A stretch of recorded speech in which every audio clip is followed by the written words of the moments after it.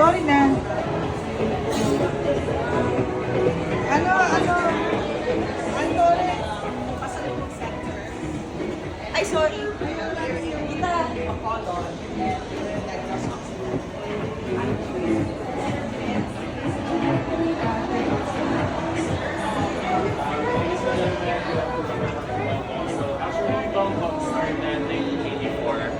So the owner started with 80 pesos only from the separation fee niya sa previous job niya. So nag-start siya muna ng, remember na term namin is kalaha, yung parang fry-pan. So we use that for our piyaya.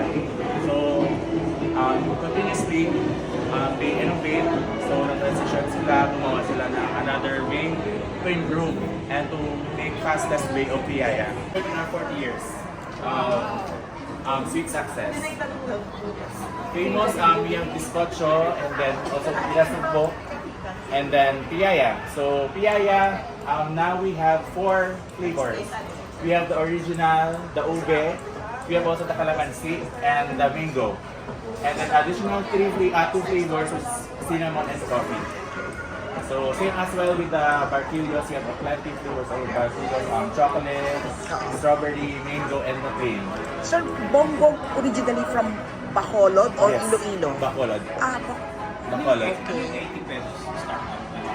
Separation fee ako sa previous job niya, 1981. So na, I think parang nilay out sila or like binigyan siya ng 80 pesos because siguro magsisira na yung company before. So yung 80 pesos niya, ginawa niya puhunan ko. So nag-start siya ng business, which is yun yung piyaya. So before, wala pa po siyang mga materials like rolling pin. So the owner used 7-Up, the bottle of 7-Up. That's why Bongbongs incorporated with Pepsi or exclusive kami sa Pepsi brand. Because nag-sumura si Bongbongs ng business using the bottle of 7-Up as a rolling pin to flatten the piyaya. Sir, saan nakuha yung name ng bongbong? That's the nickname of the owner.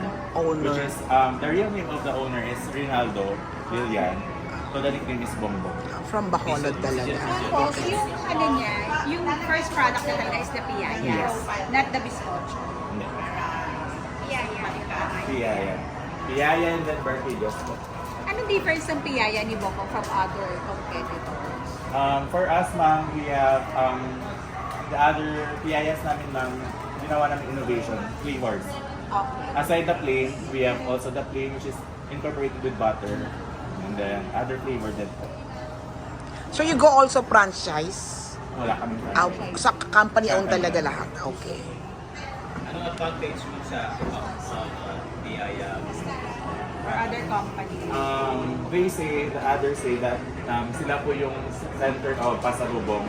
Though they branch out outside the Bacolod, which is the Luzon area. So, yung ginawa namin is that pinipreserve namin yung area, which is dito lang talaga sa Negros, para mas masabi ng tao na punta dito that this is the center talaga ng pasalubong. So, if mag-branch out sa outside, most probably hindi na siya ng center, hindi na siya center ng pasalubong. That's why we preserve and continuous service. Kahit sa ibang lugar, ma'am, nagpapadala kami sa ordering online. Ordering lang. Yes, we have Shopee also. Shop. Authentic talaga Oo. yun. Yes. Shopee, Lazada, TikTok. One thing pa rin po, ginagawa namin yung Bongbongs as a tourist spot. For example, punta dito ng different kinds of people from other places. Talagang tatayos pa dito. For like, punta tayo ng Bongbongs, talagang madalikas. Sir, sa Iloilo, ilan ang, sa Bacolod first, ilan ang branches nyo rito? Dito po we have All SM, SM po. isa. Dito na lang, Negros area we have I think 30 plus. 30 plus. Yes. 30 plus. Okay. Thank you, sir.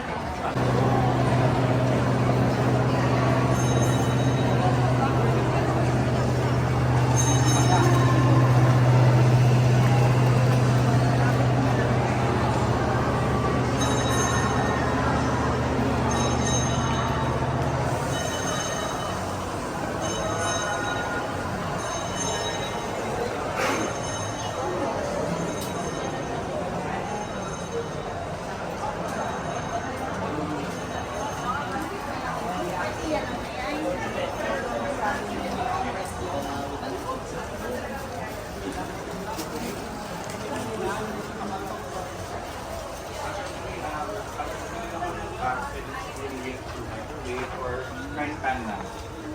Without oil na lang. Marinate lang siya. Tapos meron yung filling sa inside.